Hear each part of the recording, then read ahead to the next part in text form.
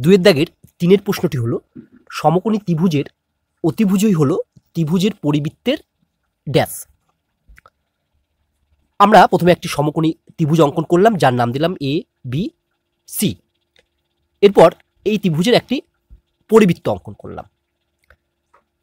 তোমরা যদি একটি সমকোণী ত্রিভুজ এঁকে যদি একটি পরিবৃত্ত অঙ্কন করো, তাহলে দেখবে সমকোণী ত্রিভুজটির অতিভুজ যেটা সেটাই হবে ওই পরিবৃত্তটির ব্যাস বা ডায়ামিটার। তাহলে এখানে এই পরিবৃত্তটির ব্যাস বা ডায়ামিটার হলো বিসি। তাহলে এই পরিবৃত্তটির ব্যাসার্ধ কত হবে? বিসি এর অর্ধেক, অর্থাৎ ব্যাসার্ধ হবে BC/2। এবার আমরা যদি এই বিসি এর একটি মধ্যবিন্দু নিই, যার নাম দিলাম ও, তাহলে এই ও বিন্দুটি হলো এই পরিবৃত্তটির কেন্দ্র। কারণ যেহেতু বিসি পরিবৃত্তটির ব্যাস বা ডায়ামিটার, আমরা জানি যে ডায়ামিটারের মধ্যবিন্দুটি হলো যে কোনো বৃত্তের কেন্দ্র বা সেন্টার।